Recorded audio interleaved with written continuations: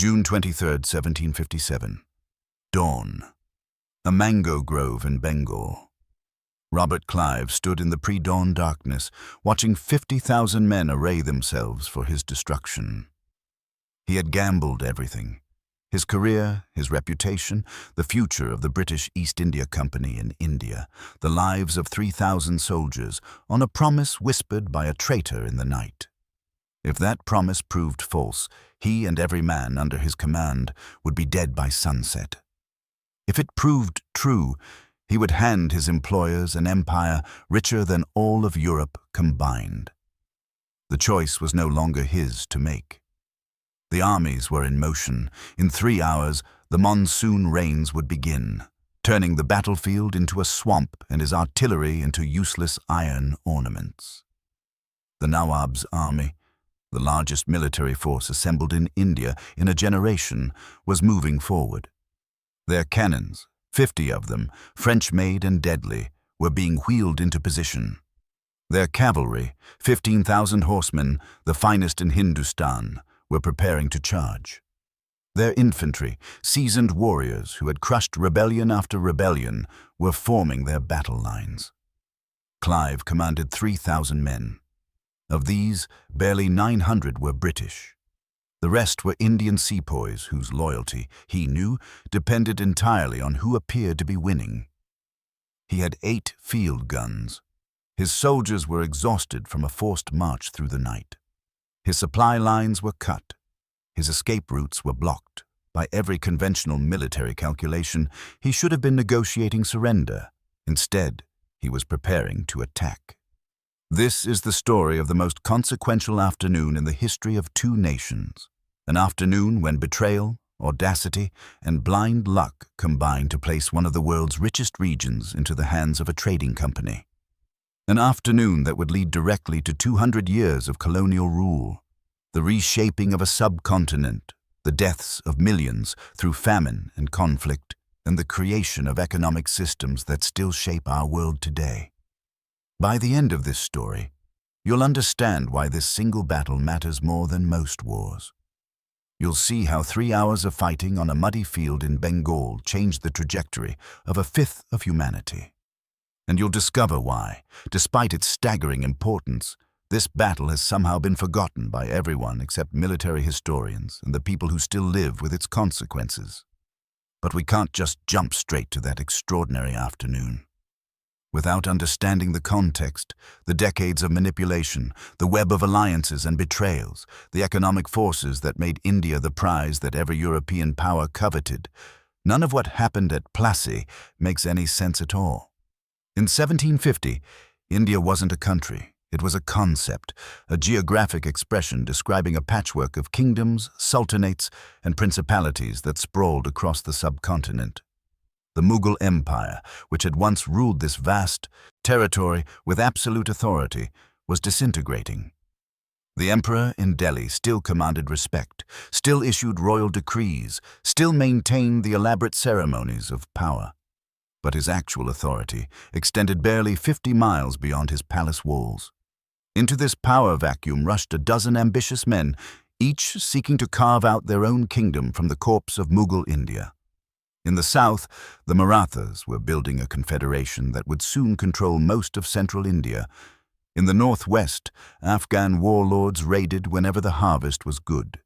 In the northeast, the Nawabs of Bengal had declared virtual independence, acknowledging the Mughal emperor with polite letters while ruling their province like independent monarchs.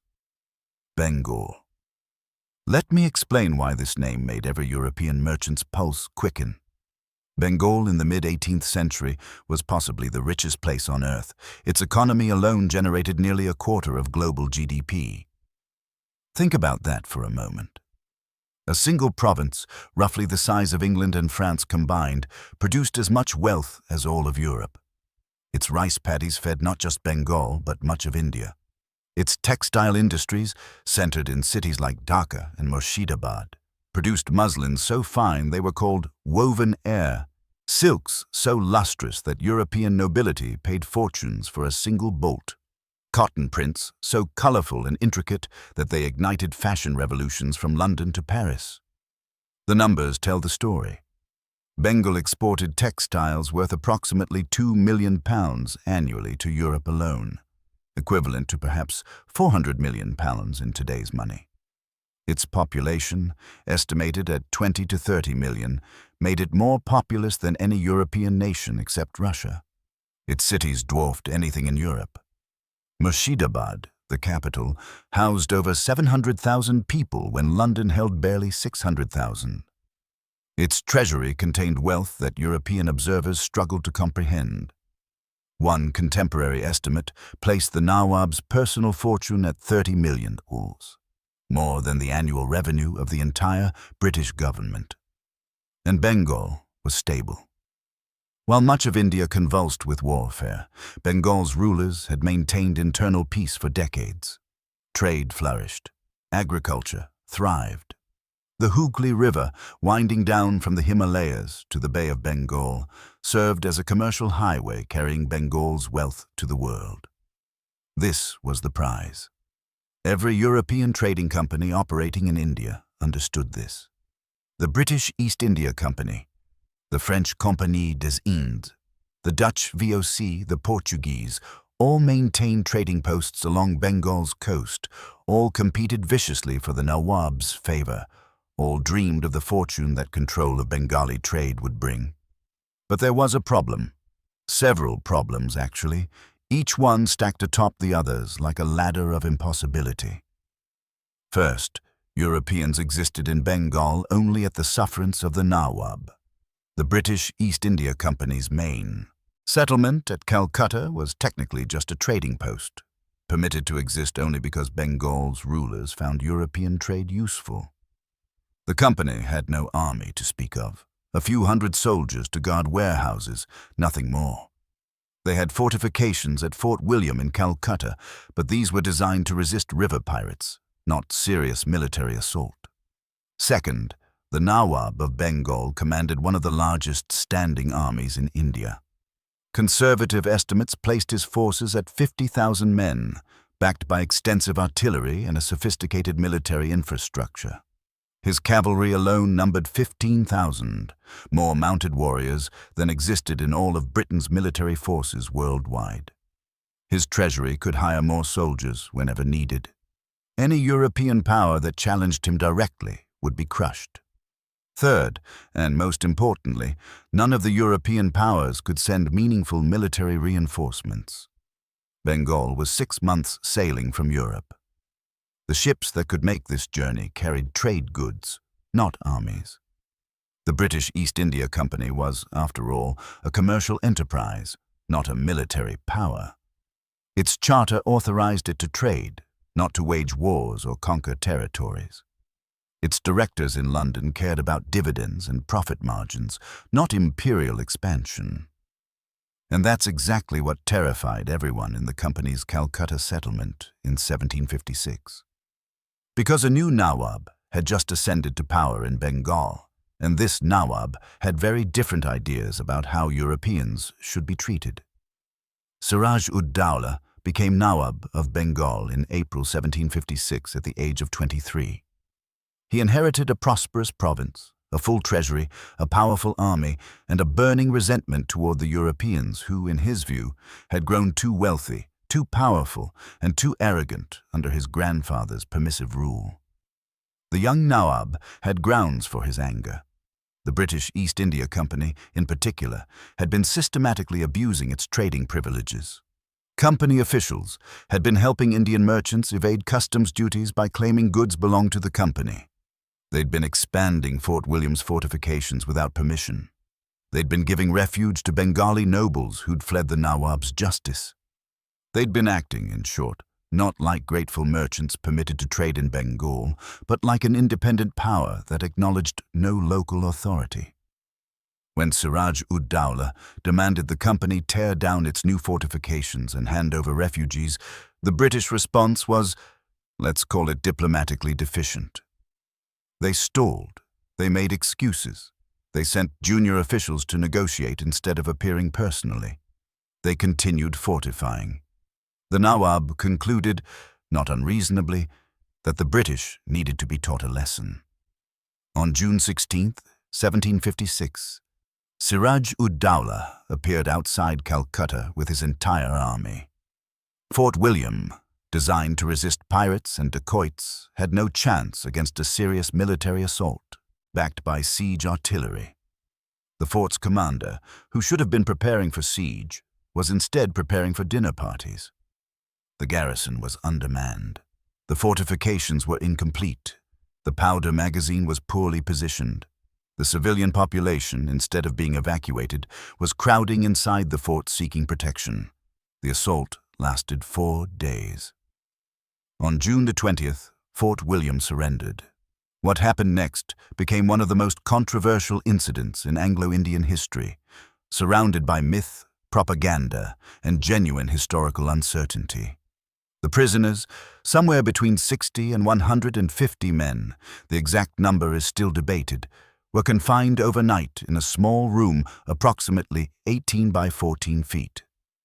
The heat was monstrous. The room had only 2 small windows. By morning, between 40 and 60 men were dead from suffocation and heat prostration. The British would call it the Black Hole of Calcutta. They would use it as propaganda for the next 2 centuries, presenting it as evidence of Oriental barbarity.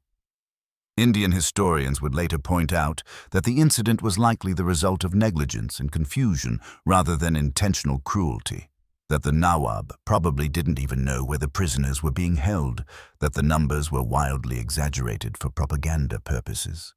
The truth probably lies somewhere between these extremes. Men died. Whether 40 or 60 or 100, each death was real. Whether by design or accident, the result was the same. British rage and a determination that Bengal must be brought to heel. But here's the critical question that British officials in Madras and Bombay faced in the summer of 1756. How? The Nawab had just demonstrated that he could, whenever he chose, annihilate any European presence in Bengal. Fort William was captured. Calcutta was occupied. British traders were expelled or imprisoned. The French settlement at Chandernagore remained untouched. Siraj-ud-Dowlah knew how to play European powers against each other. The company's entire operation in Bengal, its most profitable territory, had been eliminated in 4 days. The company needed someone who could reconquer Calcutta, restore British trade, and somehow neutralize a Nawab who commanded 50,000 men and occupied one of the richest provinces in the world. They had exactly one man who might, and this is a generous might, be capable of such an impossible task. His name was Robert Clive, and he was about as unlikely a savior as you could imagine. There was one man who thought differently about what was possible in India. One man who had studied the political fractures in Indian courts and concluded that European military discipline, properly applied with Indian allies and deployed at exactly the right moment, could achieve results wildly disproportionate to the forces committed. One man who had proven, against all probability, that audacity could trump numbers.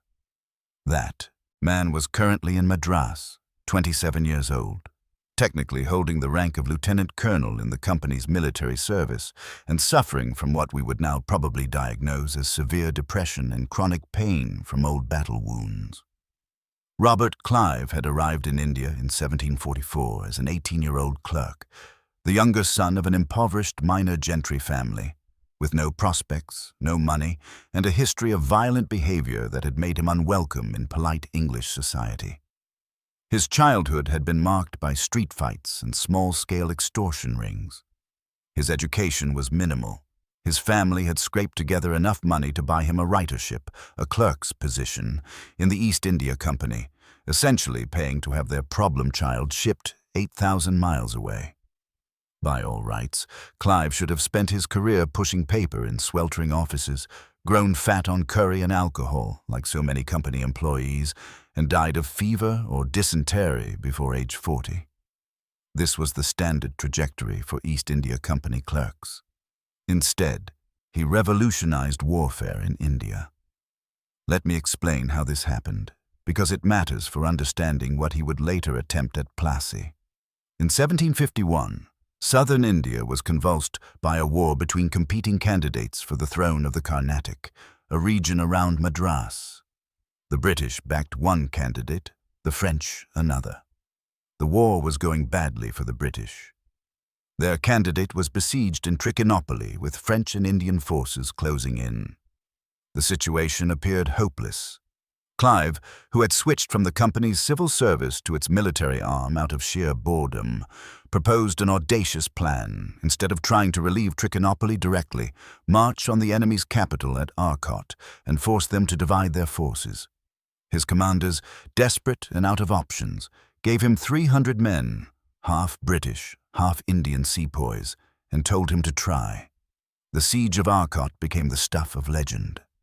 Clive's tiny force captured the city against minimal opposition, then held it for 50 days against a besieging army of 10,000 men. He held not through superior firepower. He was hopelessly outgunned, but through psychological warfare, aggressive sallies that kept the enemy off balance, and sheer refusal to accept that he was supposed to lose. When the siege was finally broken by a relief force, Clive had won something more valuable than a military victory. He had won a reputation. Indian rulers began to believe that British soldiers, though few in number, were somehow unconquerable. British officials began to believe that aggressive action, however risky, was better than passive defense. And Clive himself learned the most dangerous lesson a military commander can learn, that audacity often succeeds where caution fails.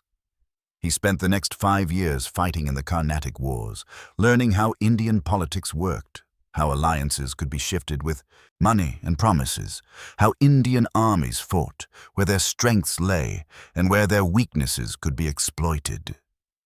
He learned that Indian cavalry, however magnificent, struggled against disciplined infantry fire. He learned that Indian artillery crews, however skilled, often fled when subjected to sustained counter-battery fire. He learned that most Indian commanders were used to set-piece battles with elaborate maneuvers and minimal actual fighting. Casualties were bad for business when you commanded mercenary troops. Most importantly, he learned that Indian politics was transactional. Loyalty, at least among the military elite, was for sale. A commander who offered better terms, more money, higher rank, could flip entire armies. The key was identifying which nobles were ambitious and dissatisfied, making your offers, and ensuring those offers were credible. By 1755, Clive had returned to England, having made a modest fortune through military success and the generous presents that Indian rulers gave to victorious commanders. He married. He bought a seat in Parliament. He planned to settle down as a respectable country gentleman.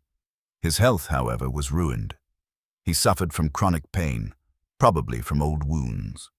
He showed signs of what we would now recognize as PTSD, violent mood swings, depression, and inability to function without the adrenaline of combat. He attempted suicide at least once. His contemporaries described him as impossible to live with, erratic, brilliant, terrifying. When news reached London of Calcutta's fall, the East India Company's directors knew they needed someone who could reconquer Bengal, someone with military experience in India, someone who understood Indian politics, someone desperate enough to risk everything on an impossible mission. They offered the job to Clive. He accepted immediately. His depression lifted. He was going back to war. By October 1756, Clive was sailing from Madras toward Bengal with a force of about 2,500 men, roughly 900 British soldiers and 1,500 Indian sepoys, loaded onto a fleet of small ships. It wasn't enough to conquer Bengal, everyone understood that. But it might be enough to recapture Calcutta and negotiate from a position of strength. Clive had already concluded that negotiation wouldn't work. Siraj-ud-Dowlah had demonstrated he would tolerate no European independence. Any treaty would only last until the Nawab felt strong enough to attack again. The only permanent solution was to replace the Nawab with someone more friendly to British interests.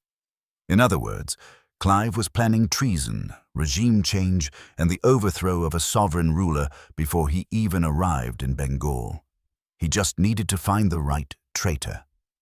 Clive's flotilla reached the Hooghly River in December 1756. His first task was to recapture Calcutta, which turned out to be surprisingly straightforward. The Nawab's garrison, facing British cannon fire from ships they couldn't effectively counter, evacuated after minimal resistance.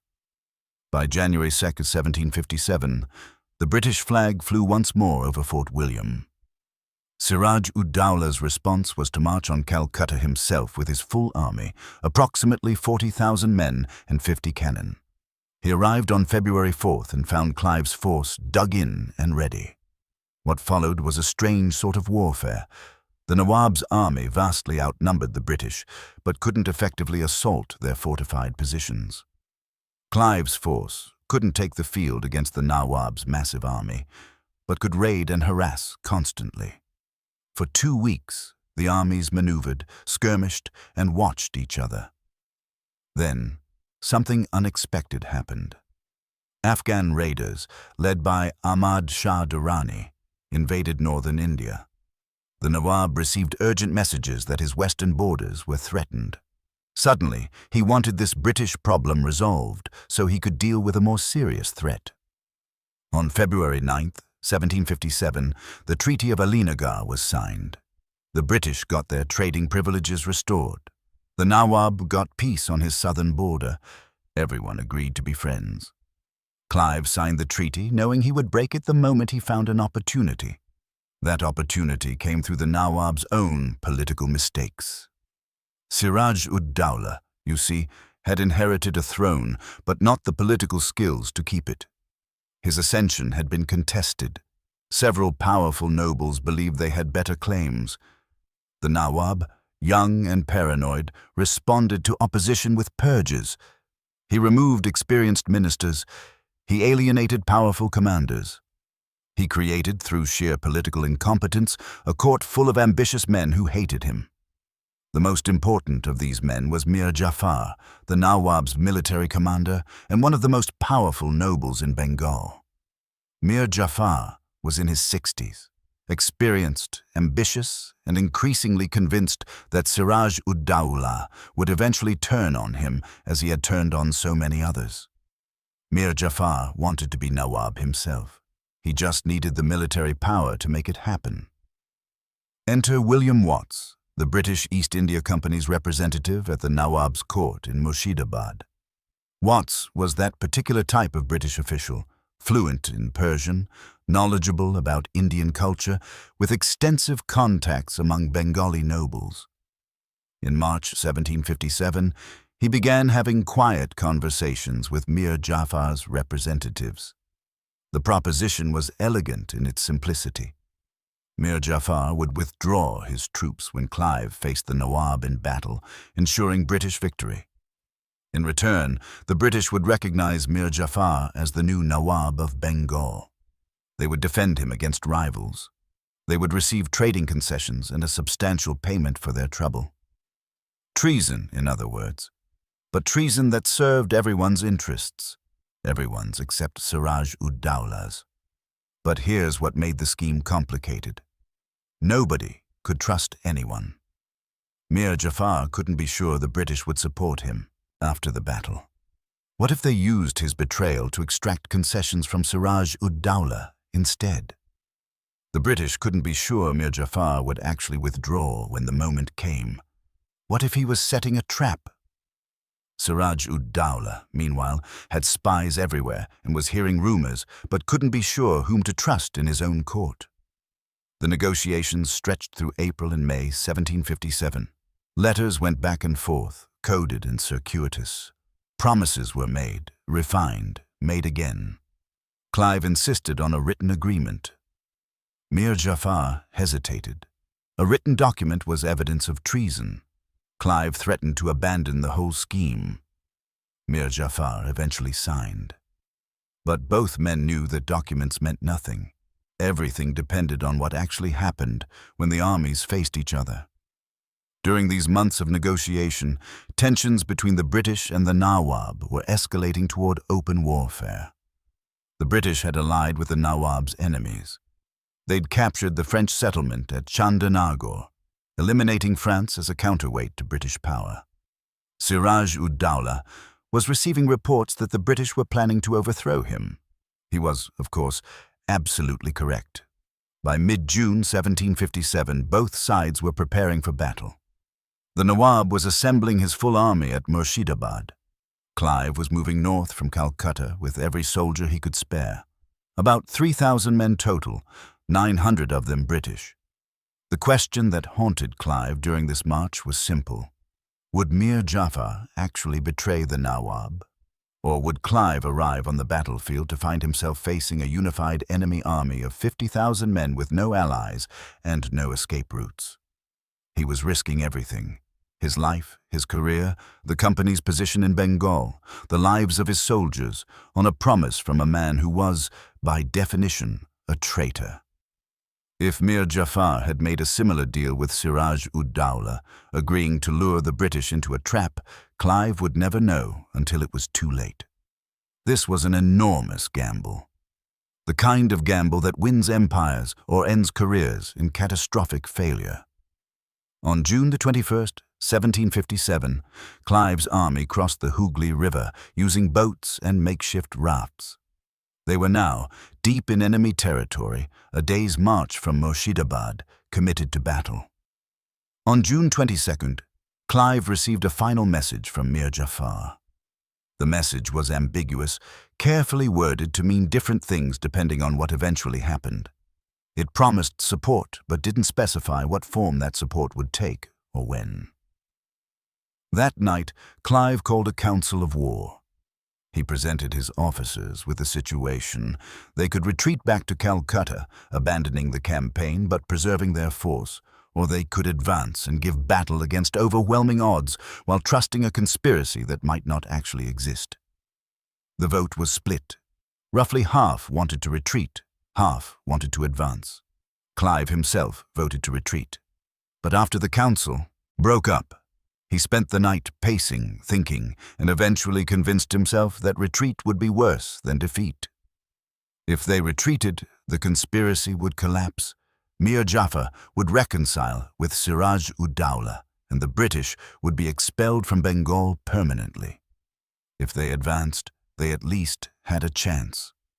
At dawn on June 23, 1757, Clive ordered the army to advance toward the village of Plassey, where the Nawab's army was waiting. The time had come. The approach to Plassey was nightmarish. Clive's intelligence was poor. He knew approximately where the Nawab's army was positioned, but not the exact disposition of forces. He knew Mir Jafar commanded the Nawab's right wing, but didn't know if any other nobles had been approached or if they would honor their commitments. He knew the monsoon was coming, clouds were building all morning, and his artillery would become useless in heavy rain. The march began at first light. The army moved in a hollow square formation, infantry on the outside, artillery and baggage in the center, cavalry screening ahead. This formation was designed for exactly this situation, advancing through potentially hostile territory where an attack could come from any direction. It was slow, only about 2 miles per hour, but it was secure. By 8 o'clock a.m., scouts reported the Nawab's army in position near Plassey, a small village on the banks of the Bhagirathi River. The enemy occupied a strong defensive position anchored on a hunting lodge called the Plassey Garden House, surrounded by extensive earthworks and entrenchments. Clive ordered his army into a mango grove about a mile from the enemy position. The grove provided cover from enemy observation and, more importantly, would offer protection when the monsoon rains came. His men were exhausted from the night march and needed rest. They would fight, but not yet. From the mango grove, Clive could see the full extent of the Nawab's army for the first time. It was terrifying. The Nawab's forces stretched across the entire plain in a vast crescent, both wings extending far beyond anything Clive could match. Contemporary estimates, admittedly often exaggerated, but in this case probably close to accurate, placed the Nawab's strength at around 50,000 men and 53 cannon. Modern historians generally accept figures of 35 to 50,000 infantry, 15,000 cavalry, and 53 artillery pieces, many of them large-caliber siege guns operated by French artillery officers. Clive commanded exactly 750 British infantry, 100 British artillerymen, 200 Indian sepoys, and 150 Indian cavalry. He had 8 field guns, most of them smaller caliber than the Nawab's artillery. His total force was approximately 3,000 men, of which less than 1,000 were Europeans. The disparity was almost comical. The Nawab's right wing alone, the division supposedly commanded by Mir Jafar, numbered around 15,000 men. That was 5 times Clive's entire army. Let me explain what Clive was looking at, because it's important to understand just how impossible this situation was. Indian armies in this period were massive compared to European armies, but they were organized differently. The Nawab's 50,000 men weren't a unified force under central command. Instead, they were composed of multiple divisions, each commanded by a different noble who maintained his own troops. Mir Jafar commanded one division. Mir Madan commanded another. Rai Durlab commanded a third. Each division had its own artillery, cavalry, and infantry. This decentralized structure had advantages. It allowed rapid mobilization of enormous forces, but it also had a critical weakness. If one division commander decided not to fight, his entire division would sit out the battle. If several commanders decided not to fight, the army would collapse into chaos, even though it was still overwhelmingly superior on paper. This was what Clive was gambling on. But as he watched the Nawab's army deploy, he had no idea if the gamble would pay off. The Nawab's battle plan was straightforward and should have been devastating. His artillery would bombard the British positions, inflicting casualties and disrupting their formations. His cavalry would sweep around both flanks, cutting off any retreat.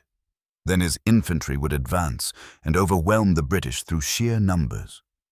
It was the standard Indian military doctrine of the period, and it had worked against European forces before. At 9:00 a.m., the Nawab's artillery opened fire. The sound was apocalyptic. 53 cannon firing simultaneously created a rolling thunder that could be heard 20 miles away. The British soldiers, many of them in combat for the first time, had never experienced anything like it. The shots came as a cascade, first the visual flash of the guns firing, then seconds later the whistle of cannonballs passing overhead, then the crash as they struck or plowed into the ground. Most of the shots missed. This wasn't because of poor aim. The French officers commanding many of the Nawab's guns were skilled artillerists. It was because of range. The Nawab's army was positioned about 1,000 yards away, near the maximum effective range of 18th century cannon. At that distance, hitting a specific target was largely a matter of luck. The cannonballs that did strike the mango grove tore through trees and occasionally hit men, but they weren't causing the devastation the Nawab hoped for. Clive ordered his artillery not to return fire. This was a difficult decision. Soldiers under bombardment want to shoot back, want to feel like they're doing something, but Clive knew he had only 8 guns to the Nawab's 53. If he engaged in a counter-battery duel, he would lose. His only advantage was conservation of ammunition and avoiding revealing his positions. For 2 hours, the bombardment continued. The British and their sepoys crouched in the mango grove, enduring, waiting. Casualties were surprisingly light, perhaps 20 killed and 30 wounded. But the psychological strain was enormous. Men couldn't see what was shooting at them. They couldn't fight back. They could only wait and hope a cannonball didn't find them. At 11:00 a.m., everything changed. Mir Madan, the Nawab's most aggressive commander, decided he'd waited long enough. He advanced his entire division, perhaps 5,000 infantry and some cavalry, directly toward the mango grove, his artillery firing as they came. This was either incredibly brave or incredibly foolish, depending on how you viewed it. By advancing to close range, Mir Madan was bringing the battle to a decision. He was also bringing his forces into the killing range of British muskets and grape shot. Clive, watching this advance, made his second critical decision of the day. He ordered his troops out of the mango grove and into battle formation on the open ground. Infantry formed in lines 3 deep, the standard British formation. Artillery wheeled into position. Sepoys took their places on the flanks. The distance closed. At 300 yards, Clive ordered his artillery to open fire with solid shot. The guns crashed and cannonballs tore through Mir Madan's advancing lines. At 200 yards, the British infantry began firing volleys. At 100 yards, the artillery switched to grape shot, canvas bags filled with musket balls that turned cannon into giant shotguns. The effect was catastrophic for Mir Madan's division. 18th century muskets were inaccurate at long range, but at close range, massed volleys from disciplined infantry were devastating. British soldiers were trained to fire 3 shots per minute, each shot carefully aimed. The sepoys, trained by British officers, could match this rate. A line of soldiers 3 ranks deep created a continuous wall of fire. Mir Madan's forces, by contrast, were still trying to deploy from their marching formation into battle lines while under fire. Their return fire was sporadic. Their formations were confused. They'd expected to face an enemy cowering in the grove, not one advancing to meet them. The battle balanced on a knife's edge. If Mir Madan's forces could close to melee range, their superior numbers would overwhelm the British. If the British could maintain their disciplined volleys, they would destroy the attacking force before it reached them. Then Mir Madan was hit. A musket ball struck him, and he fell from his horse. His soldiers, seeing their commander down, began to waver. The British artillery, sensing the moment, fired another devastating volley of grape shot. Mir Madan's advance stalled, then broke. His soldiers retreated back toward their original positions, dragging their wounded commander with them. Mir Madan would die of his wounds several hours later. He was, in the estimation of everyone who fought that day, the only commander on the Nawab's side who showed genuine courage and leadership. If the entire Nawab's army had been led by men like Mir Madan, Clive would have lost at Plassey. But the entire army wasn't led by men like Mir Madan. At approximately 1:00 p.m., the monsoon arrived. The rain came suddenly, as it does during the monsoon season, transforming from scattered drops to a solid wall of water in minutes. Visibility dropped to a few yards. The battlefield became a swamp. Soldiers struggled to keep their footing in mud that sucked at their boots. And critically, ominously, the powder got wet. 18th century warfare depended absolutely on black powder, and black powder becomes useless when wet. A musket or cannon with wet powder is just an expensive club. The army that kept its powder dry in the monsoon would have an overwhelming advantage over one that didn't. Clive's soldiers had been trained for this. Each man carried his cartridges in a leather pouch designed to shed water. The artillery crews covered their guns and ammunition wagons with tarpaulins.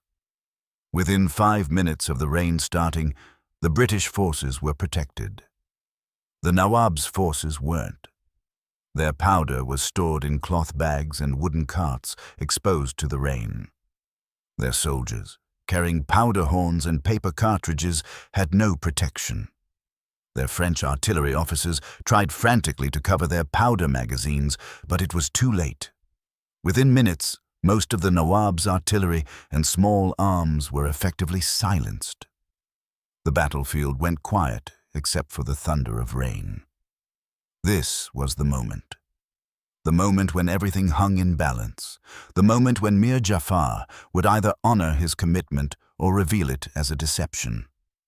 Clive, standing in the rain beside his artillery, couldn't see the Nawab's right wing through the downpour.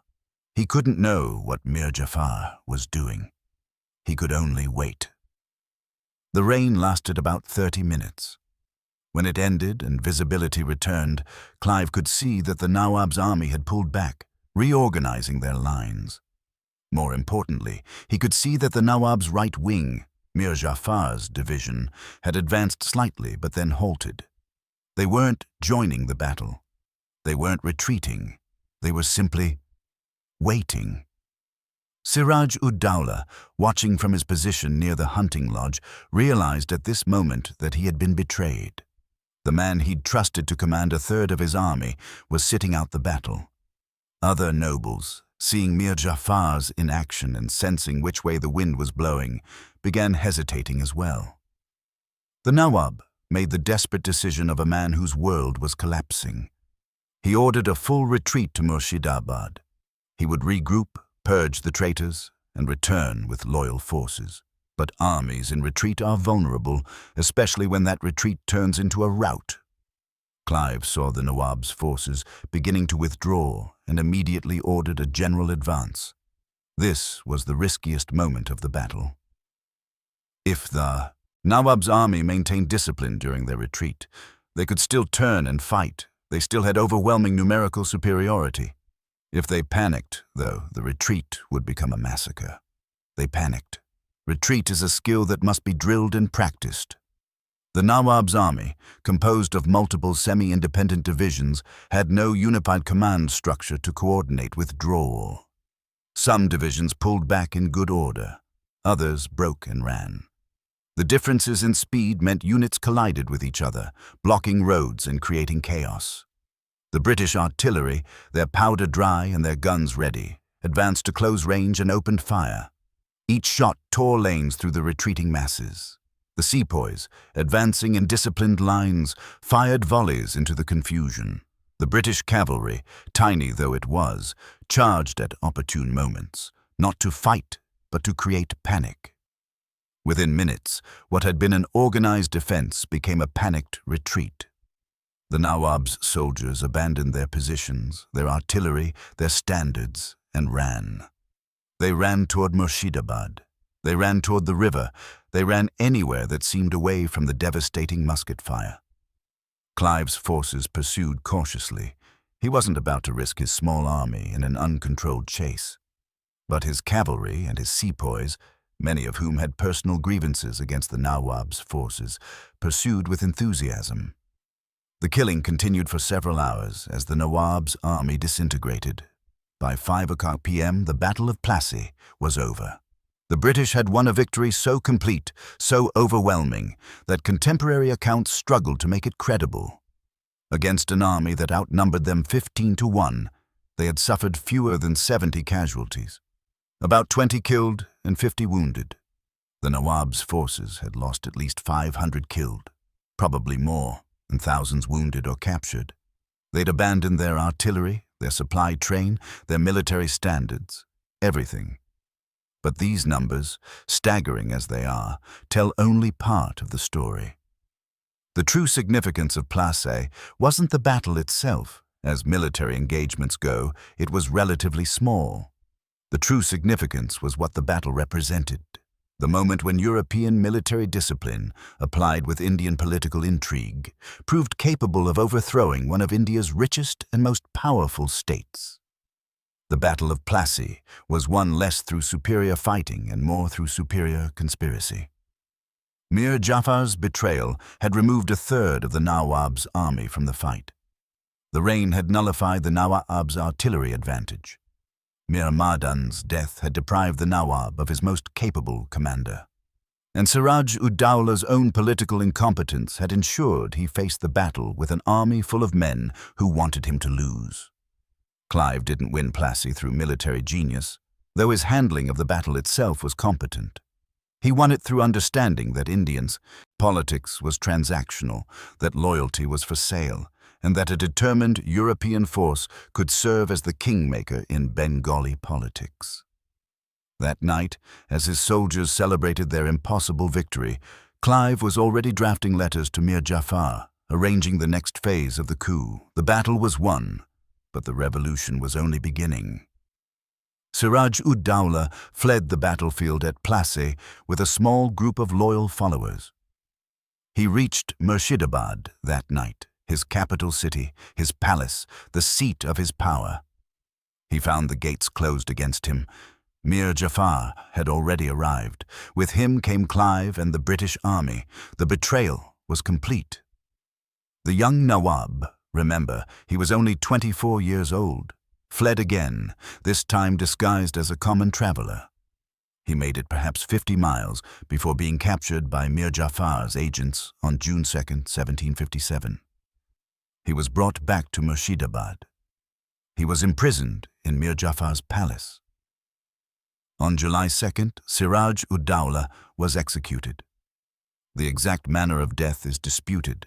Some accounts say he was stabbed, others say he was slowly tortured to death. The historical record is contradictory, probably deliberately so. Mir Jafar wanted his predecessor dead, but also wanted plausible deniability about how that death occurred. Regardless of the specifics, Siraj-ud-Dawla died. With him died any lingering pretense that the Nawabs of Bengal were independent rulers rather than British puppets.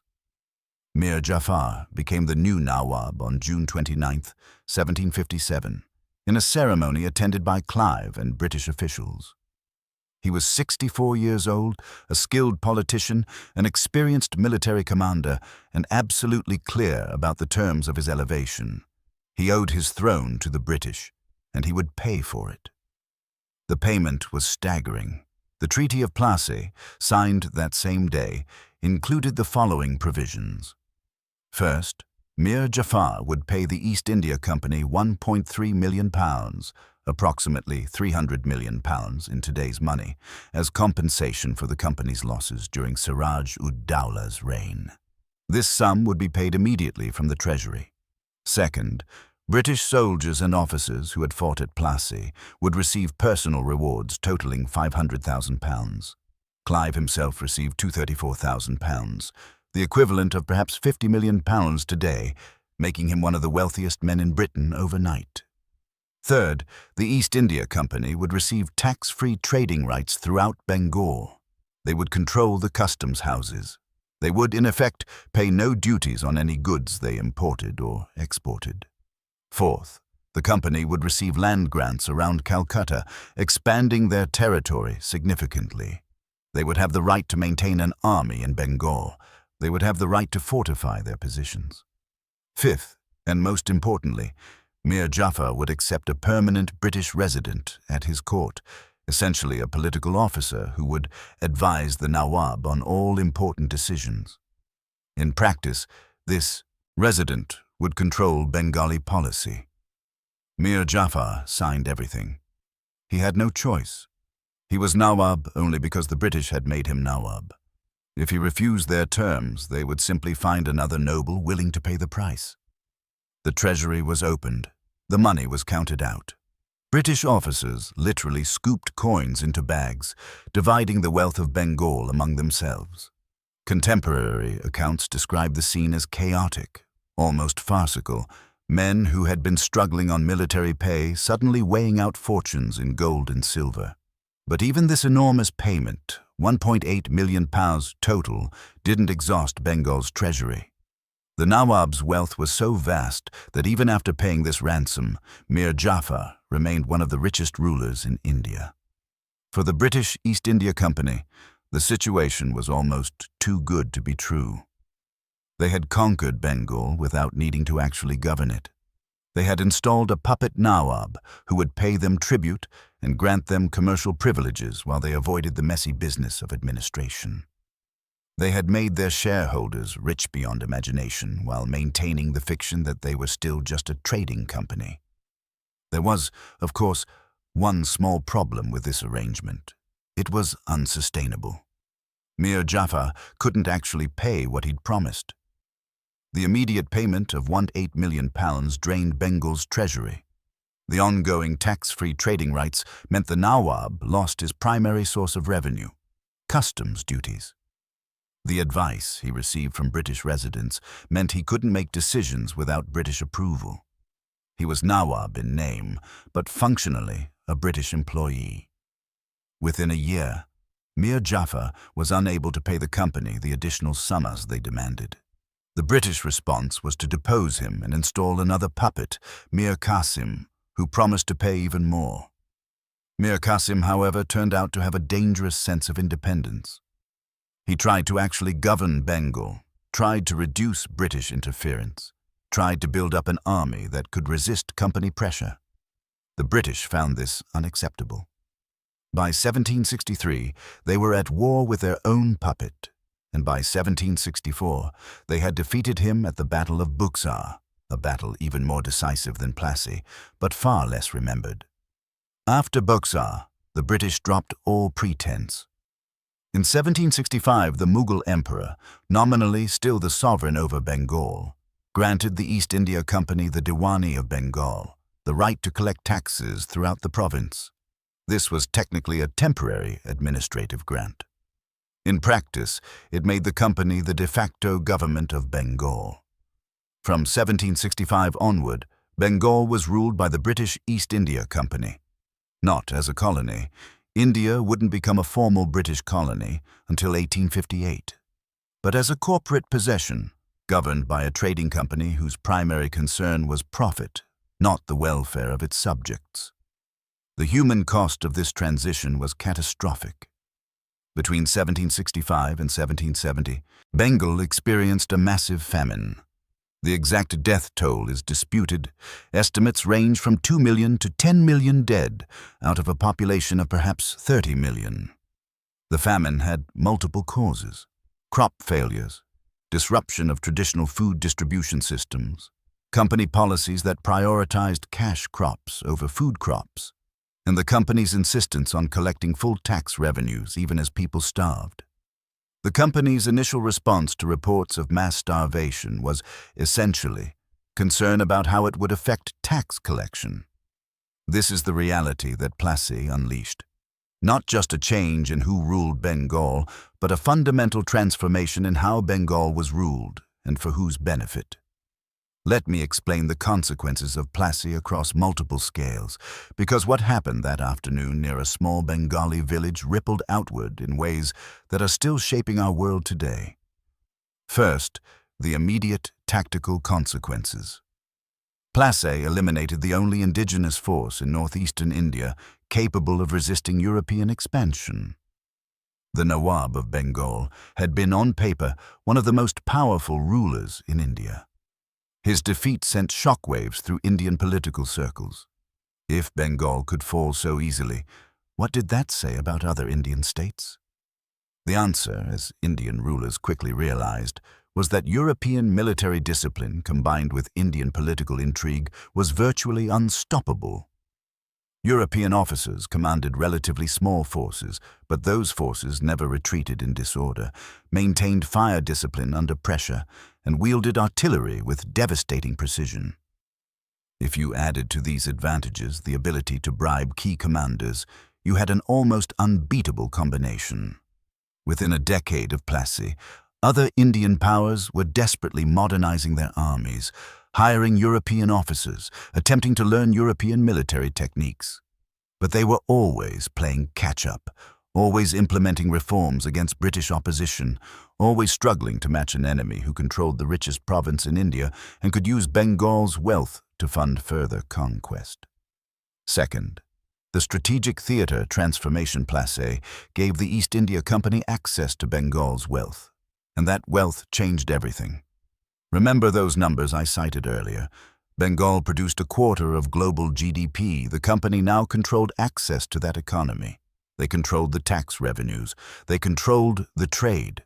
This wealth allowed the company to maintain a standing army in India of a size that would have been unthinkable before Plassey. By 1770, the company's army in India numbered around 40,000 men. By 1800, it exceeded 200,000. By 1857, it approached 300,000, one of the largest standing armies in the world, paid for entirely by Indian revenues. This army conquered the rest of India piecemeal over the next century. Sometimes through direct military action, sometimes through the same political intrigue that had won Plassey, sometimes through a combination of both. By 1850, the British East India Company controlled virtually the entire subcontinent, either directly or through puppet rulers. None of this would have been possible without Bengal's wealth. The conquest of India was financed by India itself, with Bengali tax revenues paying for the armies that conquered Maharashtra, Mysore, Punjab, Sindh, and dozens of other kingdoms and principalities. Third, the national power dynamics. For Britain as a nation, Plassey represented the beginning of a transformation from European power to global empire. Before Plassey, Britain was one European nation among several, notable primarily for its navy and its commercial success.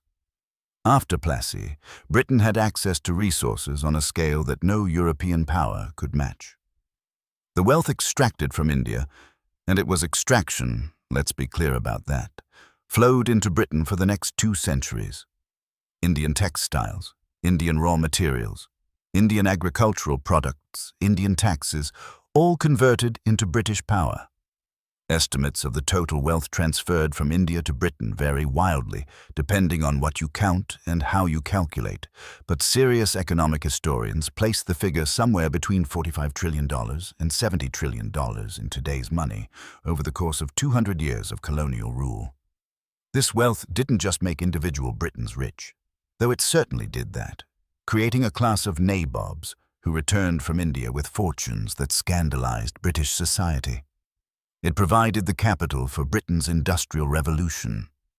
Indian cotton, Indian dyes, Indian markets, all played crucial roles in the development of British textile industries. Indian markets provided guaranteed consumers for British manufactured goods. The wealth from India allowed Britain to fight the Napoleonic Wars. It funded the Royal Navy. It supported British expansion into Africa, the Middle East, Southeast Asia. India wasn't just a colonial possession, it was the foundation of British global power. Fourth, the continental ripple effects Plassey affected not just India, but Asia more broadly. The wealth and military power it gave Britain allowed the British to expand into Burma, Malaya, Singapore, and eventually parts of China. British India became the base from which Britain projected power throughout Asia. For other Asian powers, British control of India created a new strategic reality. The Chinese Empire found itself facing British military and economic pressure backed by Indian resources. The Russian Empire, expanding southward and eastward, found its access to warm water ports blocked by British India. The Ottoman Empire watched nervously as British influence extended from India into the Persian Gulf and the Middle East. The entire balance of power in Asia shifted after Plassey in ways that are still playing out today.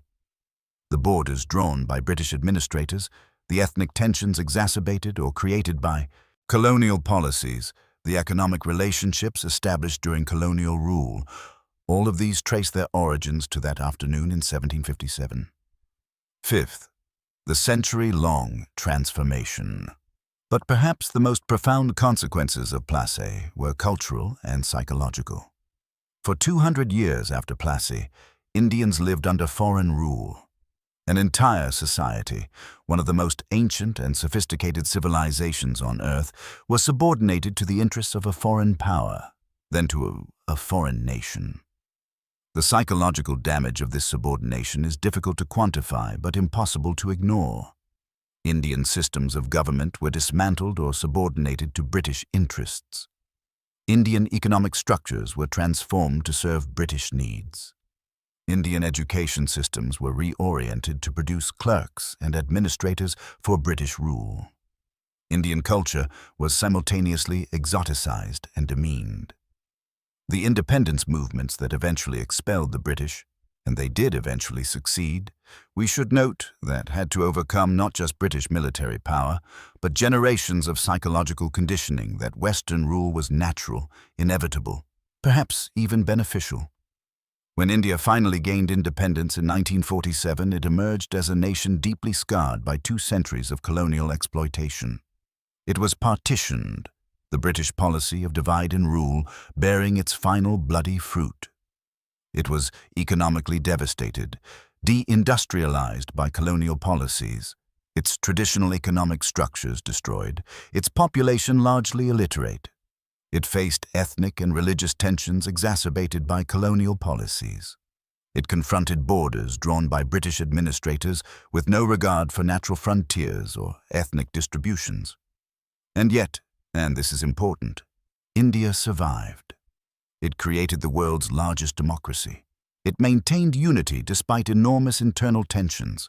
It rebuilt its economy. It reclaimed its position as one of the world's major powers.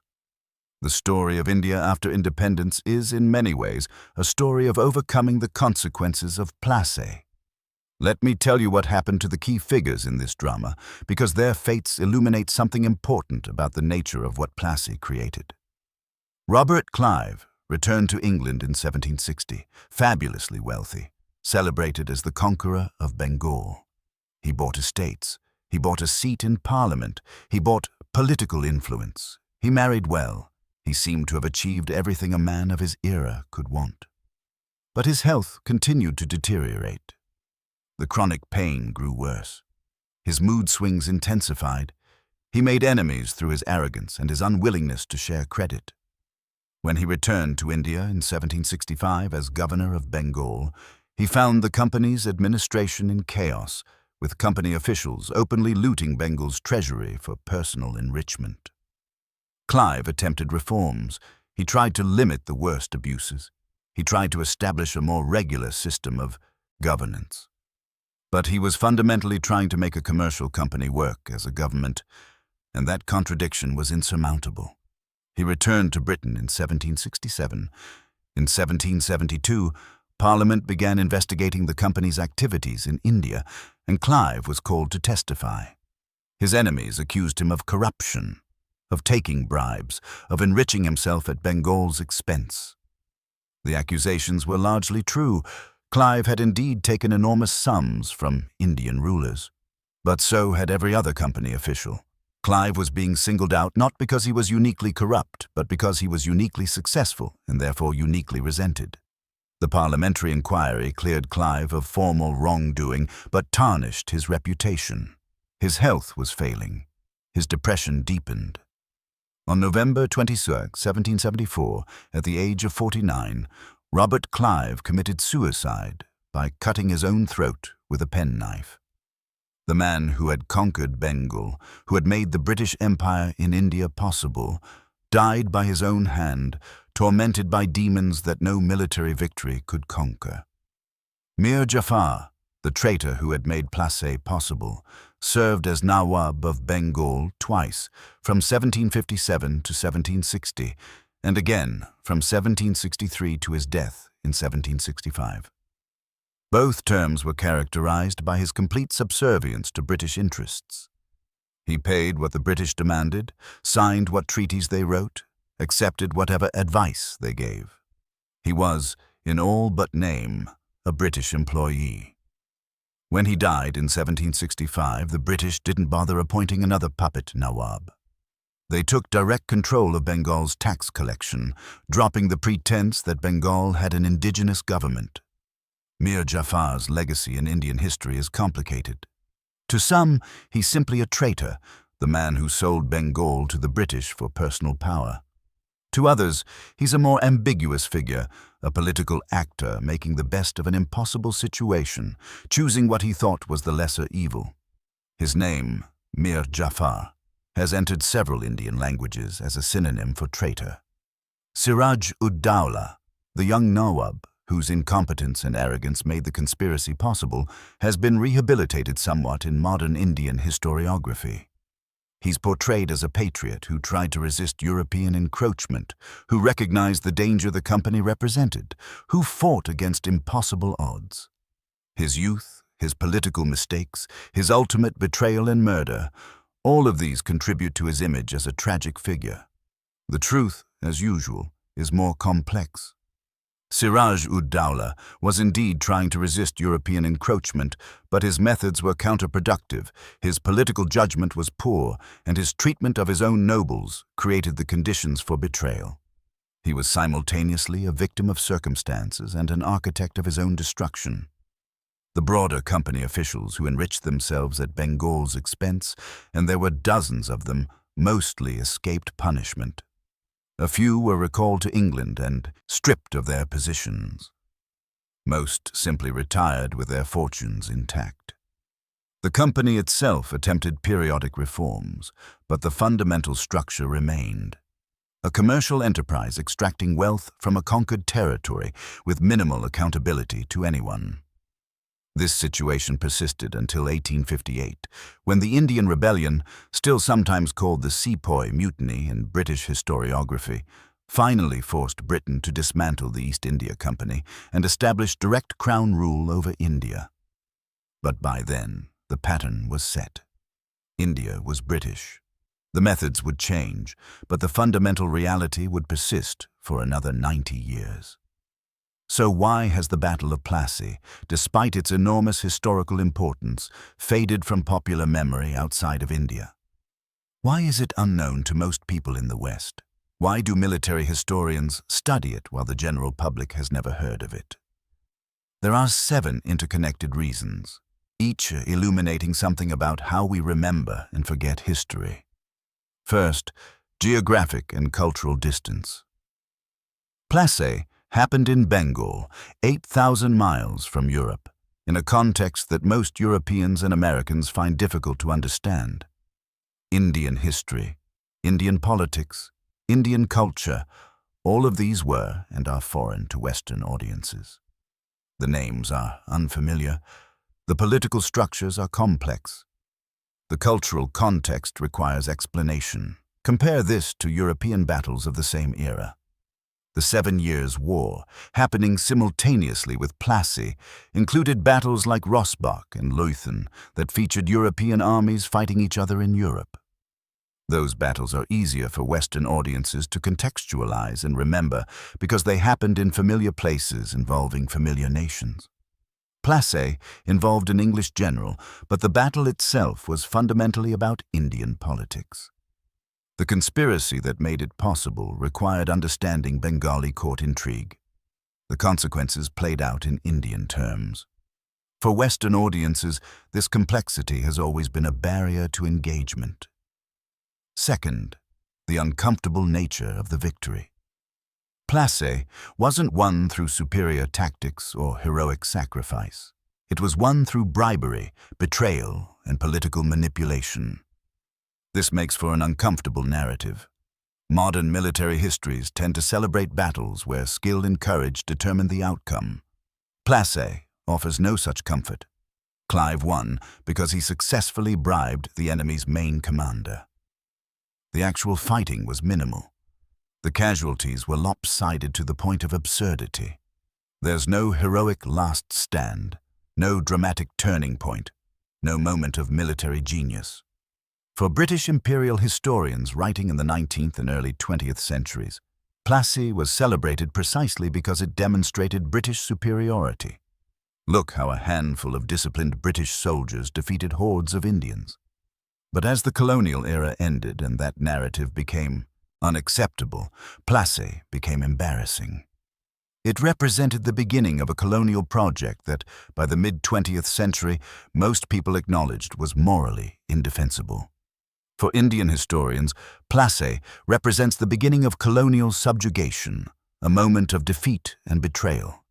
It's remembered but not celebrated. No one wants to commemorate the day their country began losing its independence.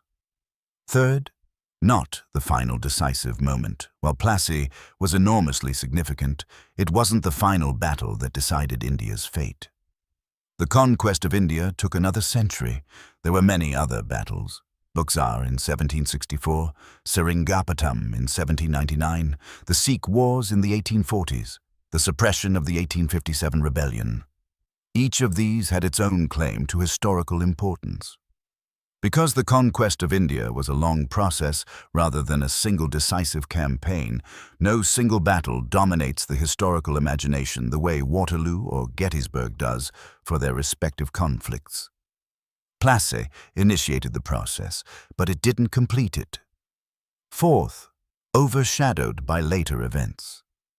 The broader sweep of colonial history in India tends to focus on later periods. The Indian Rebellion of 1857 was far more dramatic. It involved direct challenges to British rule, siege warfare, atrocities on both sides. and it led to the end of company rule and the establishment of direct crown control. For British imperial history, 1857 is the crisis point. For Indian nationalist history, the focus is naturally on the independence movement, Gandhi, Nehru, the struggle against British rule from 1900 to 1947. These are living memories for many Indians, whereas Plassey is ancient history. Plassey falls into a gap. Too early to be part of the independence narrative. Too late to be part of the Mughal period that Indian history traditionally focuses on before colonialism. Fifth, the complexity of the colonial economy. The most important consequences of Plassey were economic rather than military, and economic history is harder to dramatize than battlefield history. The transformation of Bengal from an independent economy to a colonial extraction system happened gradually over decades. The famines, the deindustrialization, the transformation of agricultural systems, all of these are complex processes that don't lend themselves to memorable narratives. Military historians can describe Plassey easily. Small force defeats large force through superior discipline and political intrigue. But explaining how British rule transformed India's economy, why that transformation led to repeated famines, how colonial policies systematically impoverished one of the world's richest regions, that requires understanding economic systems, trade patterns, tax policies, land tenure systems, all of which are intricate and not immediately dramatic. Yet these economic consequences were far more important than the battle itself. Millions died because of policies that traced directly to Plassey. The battle lasted a few hours. Its consequences killed and impoverished for generations. Sixth, the changing scale of warfare. Plassey happened in an era before the mass mobilization wars of the modern period. 3,000 men fighting 50,000 sounds impressive to us now. But by the standards of World War I, where single battles involved millions of soldiers and produced hundreds of thousands of casualties in a day, Plassey seems almost quaint. The world wars fundamentally changed how we think about military conflict. Battles like the Somme, Stalingrad, Midway, these involved industrial-scale violence that dwarfed anything from the 18th century. In comparison, 18th century colonial battles seem like small-scale affairs, regardless of their historical importance. This is, of course, deeply ahistorical. The scale of warfare in an era of muskets and horse cavalry was necessarily smaller than in the era of machine guns and aerial bombardment. But human psychology struggles to grant significance to small-scale battles, even when their consequences were enormous. Seventh, academic specialization. Modern historical scholarship has become increasingly specialized. Scholars focus on specific periods, specific regions, specific topics. The number of historians who specialize in 18th century Indian history, who have the linguistic skills to read Persian and Bengali sources, who understand both British and Indian perspectives, is relatively small. This specialization means that Plassey is well understood within its specialist community. Military historians who focus on colonial warfare know Plassey intimately. Scholars of British imperial history study it carefully. Historians of modern India begin their narratives with it. But this specialized knowledge hasn't translated into broader popular consciousness. Popular history tends to focus on stories that can be told without extensive contextual explanation. Plassey requires explaining the East India Company, the decline of the Mughal Empire, the nature of 18th century Indian political systems, and the specific circumstances of Bengal in the 1750s. By the time you've laid that groundwork, your audience's attention may have wandered. Despite these factors that have pushed Plassey toward historical obscurity, military historians have never forgotten its significance. It's studied in staff colleges and military academies as an example of how political intelligence can be more valuable than military strength. It's analyzed by historians of colonialism as the key moment when European commercial presence in India transformed into territorial control. It's taught in Indian schools as the beginning of colonial subjugation. The battle deserves to be more widely remembered, not because military history is inherently valuable, though it can be, but because understanding Plassey is essential to understanding how the modern world was shaped. The British Empire that ruled a quarter of humanity, the economic systems that still structure global trade, the ethnic and religious tensions that still roil South Asia, the enormous wealth inequality between former colonizers and former colonies. All of these trace their origins to decisions made on a muddy field in Bengal on June 23, 1757. We need to talk about what Plassey means in the broader context of colonialism and its legacies, because any honest discussion of this battle must confront uncomfortable truths about empire and exploitation. The British conquest of India, initiated at Plassey, was not primarily a military venture. It was an economic extraction system wrapped in military force. The East India Company was, fundamentally, a profit-seeking corporation. Its goal wasn't to bring civilization or enlightenment or good governance to India, despite what Victorian-era apologists claimed. Its goal was to extract wealth, and it succeeded beyond the wildest dreams of its shareholders. Let me give you some numbers that put this in perspective. In 1700, before European colonial expansion accelerated, India's share of global GDP was approximately 24%. By 1947, when Britain finally granted India independence, India's share had fallen to roughly 4%. This wasn't because the Indian economy shrank in absolute terms, though in some periods it did, but because it failed to grow while other economies, particularly Britain's, grew explosively using wealth extracted from colonies. The mechanism of this extraction was straightforward. British colonial rule transformed India from a manufacturing economy into a supplier of raw materials.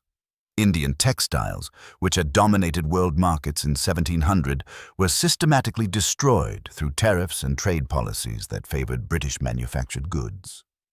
Indian farmers were forced to grow cash crops for export rather than food crops for local consumption. Tax policies extracted wealth from Indian provinces to pay for British administration and military forces. The human cost was catastrophic. Between 1765 and 1947, India experienced approximately 24 major famines. The worst of these, the Bengal famine of 1770, the famines of the 1870s and 1890s, and the Bengal famine of 1943, killed tens of millions. Recent scholarship by economic historians suggests the total death toll from colonial-era famines may have exceeded 50 million people. Were these famines natural disasters, or were they the result of colonial policies? The answer is both. Droughts and crop failures triggered the famines, but British policies ensured they became catastrophes. During the 1943 Bengal famine, for example, grain continued to be exported from India to feed British troops and British civilians while millions of Bengalis starved. The grain existed. It simply wasn't distributed to those who needed it. This is what Plassey made possible. The battle itself killed fewer than 1,000 people. But it initiated a system of governance that would kill millions through deliberate economic policies over the next 2 centuries. I'm dwelling on this because we need to be clear. The conquest of India wasn't an adventure story or a demonstration of British superiority. It was the beginning of one of history's most successful extraction projects, where the wealth of one region was systematically transferred to another, impoverishing hundreds of millions to enrich a few thousand and, indirectly, to fund the development of Britain and Western Europe. This doesn't mean every British official in India was evil. Many genuinely believed they were bringing progress. Many implemented reforms they thought would benefit Indians. Many fell in love with India and its culture. But good intentions don't change structural realities. The system was designed to extract wealth, and it succeeded in doing exactly that. For modern Indians, the legacy of Plassey and colonial rule is complex and painful. India today is a rising power, the world's largest democracy, home to some of the world's fastest-growing companies and most vibrant cities. But it's also a country where hundreds of millions still live in poverty.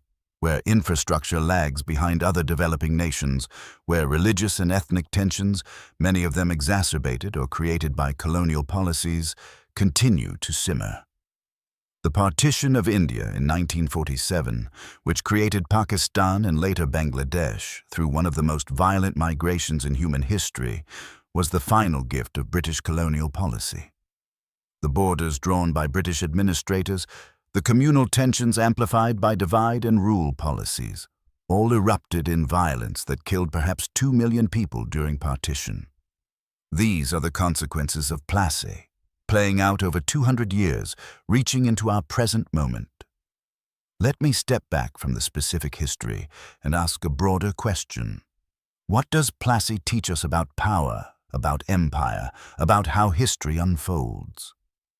First, it demonstrates that individual decisions at critical moments can have enormous consequences. Siraj-ud-Dowlah's decision to attack Calcutta, Mir Jafar's decision to betray him, Clive's decision to advance despite the risks. Each of these choices shaped the future of hundreds of millions of people. History isn't just vast impersonal forces. It's also specific people making specific choices at specific moments. Second, it shows how political skill can trump military strength. The Nawab's army was vastly superior to Clive's in almost every measurable way. But Clive understood that armies are led by men, and men have motives that can be manipulated. The conspiracy that neutralized the Nawab's army was more valuable than any military advantage. This lesson has been learned and relearned throughout history. Modern military doctrine emphasizes not just destroying enemy forces, but undermining their will to fight. Information warfare, psychological operations, political warfare, all of these trace their intellectual lineage to battles like Plassey, where victory came through manipulation rather than main force.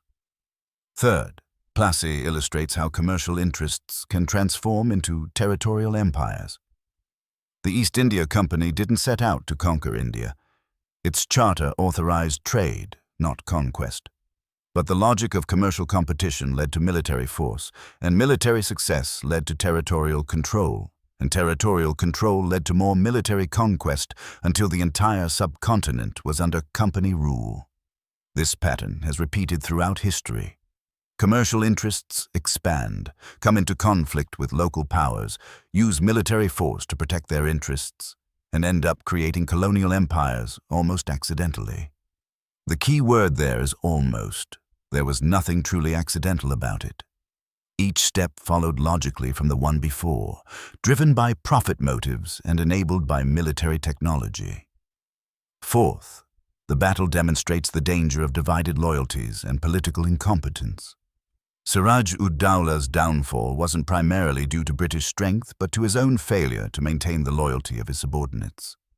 He inherited a court full of ambitious men and then systematically alienated them. His political judgment was catastrophically poor. This is a lesson that autocrats throughout history have had to learn.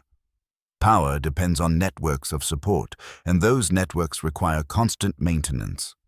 A ruler who makes too many enemies, who trusts too few people, who responds to challenges with purges rather than accommodation, ultimately creates the conditions for their own overthrow. Fifth, Plassey shows how technological and organizational advantages can be decisive even with numerical inferiority. British military discipline, European artillery techniques, professional officer training, these advantages allowed a force of 3,000 to stand against 50,000. In our modern era of precision weapons and network-centric warfare, this lesson has only become more relevant, but we should be careful not to draw the wrong lessons. British victory at Plassey wasn't inevitable. If Mir Jafar had remained loyal, if the monsoon had come an hour earlier, if Mir Madan had survived his wound and rallied his forces, the outcome could have been completely different. Clive was gambling, and he got lucky. Sixth, the battle and its consequences demonstrate how short-term victories can create long-term problems. Britain won at Plassey, but in doing so, it took on the burden of governing Bengal, then India, then having to manage the contradictions of colonial rule. Those contradictions eventually led to independence movements, to partition, to the loss of empire. The wealth extracted from India certainly enriched Britain in the short term, but it also created dependencies, distorted Britain's economy, and contributed to a sense of superiority that would make decolonization more traumatic when it finally came. Finally, Plassey teaches us about the importance of understanding context. The battle itself was a minor military engagement, but the context, the decline of Mughal power, the rise of European commercial companies, the political fractures in Bengali society, the economic value of Bengal made it historically significant. This is a lesson for understanding any historical event. Context matters more than the event itself. The battles we remember aren't necessarily the biggest or bloodiest, but those that happened at moments when historical forces were balanced precariously and could be tipped one way or another.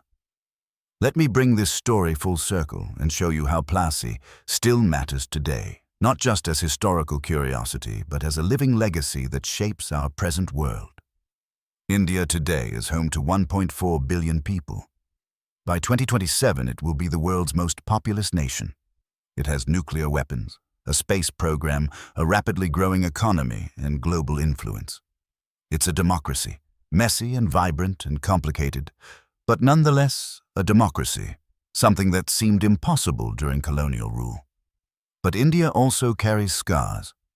The literacy rate, while rising, still lags behind other developing nations. Infrastructure, especially outside major cities, remains inadequate. Poverty, though declining, still affects hundreds of millions. And the religious and ethnic tensions that colonial rule exacerbated remain potent political forces. The border disputes between India and Pakistan, which have led to several wars and continue to threaten regional stability, trace directly to partition, which traces directly to colonial rule, which traces directly to Plassey. The Kashmir conflict, which has claimed tens of thousands of lives and brought two nuclear powers to the brink of war, begins with borders drawn by British administrators who never imagined they'd still matter 75 years later. The economic relationship between Britain and India is still complicated by colonial history. In recent years, there have been increasing calls for Britain to formally apologize for colonialism and to pay reparations for the wealth extracted during colonial rule. These calls are controversial in Britain, where many people feel they shouldn't be held responsible for what their ancestors did, and in India, where some see reparations as necessary justice, while others view them as impossible to calculate and potentially demeaning. The debate over colonial history has intensified in both countries. In Britain, there's an ongoing argument about how colonial history should be taught. Should it emphasize the development and infrastructure that British rule brought, or should it focus on the exploitation and violence? In India, there's debate over whether Indian history focuses too much on grievances about colonialism, or whether those grievances aren't acknowledged enough. These aren't just academic debates. They shape how nations see themselves and each other. They influence immigration policies, trade relationships, diplomatic postures. The legacy of Plassey, filtered through 2 centuries of history, still shapes the present. On a more personal level, the Indian diaspora, millions of people of Indian origin living in Britain, North America, and elsewhere, carry this history with them. For many, it's a complex inheritance. Pride in Indian civilization and achievement, anger at colonial exploitation, gratitude for opportunities in Western countries, awareness of how those opportunities often came from wealth originally extracted from colonies. I've spoken with descendants of British officials who served in colonial India. Many feel conflicted, proud of their ancestors' service, uncomfortable with the system they served, unsure how to reconcile these feelings. I've spoken with descendants of Indian independence fighters. They carry pride in resistance, but also awareness of how incomplete that resistance was. How many Indians collaborated with colonial rule out of necessity or opportunism. These personal histories, multiplied millions of times, create the emotional texture of post-colonial relationships. Plassey isn't just a date in history books. It's part of living memory, passed down through families, shaping identity and relationships. In the end, the Battle of Plassey deserves to be remembered not because battles are inherently important, they're not, but because this particular battle marked a hinge point in history when the trajectory of two nations and hundreds of millions of people fundamentally changed. Remember the date, June 23rd, 1757. A monsoon afternoon in Bengal, 3,000 men facing 50,000. A battle won through betrayal rather than bravery, though bravery was present too. Remember Robert Clive, standing in that mango grove, gambling everything on a traitor's promise. Remember that he won his gamble, but lost his peace of mind, dying by his own hand 17 years later. Remember Mir Jafar, the traitor whose name became synonymous with betrayal, who won a throne and lost his dignity, who died as a British puppet. Remember Siraj-ud-Dowlah, the young Nawab whose political incompetence opened the door to conquest, who died at 24, executed by the man who betrayed him. Remember the soldiers on both sides, the sepoys and the redcoats, the cavalry and the infantry, who fought and died, not understanding that they were actors in a drama that would reshape a subcontinent. Remember Bengal, the richest province in India, transformed from an independent economy into a colonial extraction system, its wealth drained away to build British power, its people impoverished to enrich shareholders in London. Remember that sometimes at critical moments, individual actions matter enormously. A commander's decision to accept a bribe, a general's decision to advance despite the odds, a young ruler's decision to alienate his own nobles. Each choice led to consequences that cascaded through generations. Remember that the consequences of political decisions can echo across centuries. The lines on maps drawn by colonial administrators still divide nations. The economic systems established by colonial rule still shape global trade. The ethnic tensions exacerbated by divide and rule policies still fuel conflicts. Remember that history is never simple. There are no pure heroes or absolute villains in this story. Only people making choices based on their understanding, their values, their circumstances. Clive was simultaneously a brilliant military commander and an instrument of colonialism. Mir Jafar was simultaneously a traitor and a pragmatic politician. Siraj-ud-Dowlah was simultaneously a patriot and a political incompetent. Remember that the past isn't dead. It's not even past, as Faulkner wrote. The consequences of Plassey are still unfolding. India is still recovering from colonial rule. Britain is still reckoning with its imperial legacy. The economic inequalities created by colonialism still structure global relationships. But also remember that recovery is possible. India, devastated by colonial rule, has rebuilt itself into a rising power. It has maintained democracy despite enormous challenges. It has preserved unity despite ethnic and religious diversity that would have torn apart most nations. It has reclaimed its position as a major center of global culture, technology, and economic dynamism. The story of Plassey isn't just about decline and fall. It's also about resilience, resistance, and eventual revival. It's about how people survive conquests, adapt to oppression, preserve their culture under foreign rule, and eventually reclaim their independence. This is our history, all of our history, not just British or Indian history, but human history.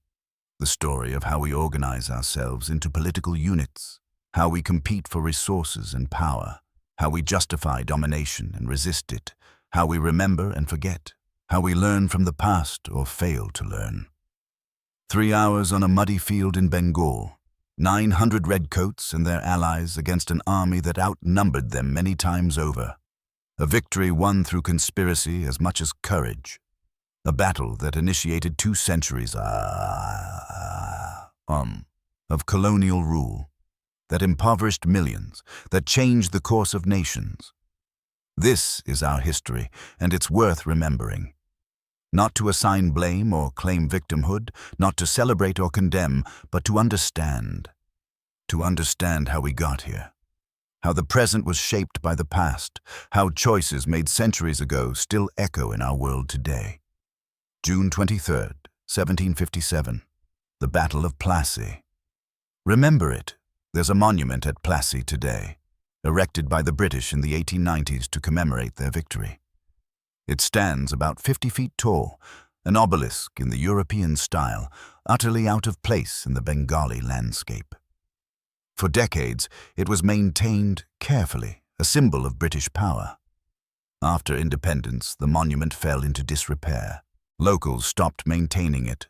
The inscription weathered, the structure cracked. Nobody wanted to celebrate the beginning of colonial rule. But the monument wasn't destroyed either. It stands there still, in a field near the village of Plassey, the Bengali spelling of Plassey, a curiosity for local farmers and occasional tourists. Neither celebrated nor demolished, just there. That monument captures something essential about how we relate to difficult history. We can't erase it, we can't celebrate it, we can only acknowledge it, learn from it, and move forward with that knowledge. The Battle of Plassey happened. Its consequences were enormous.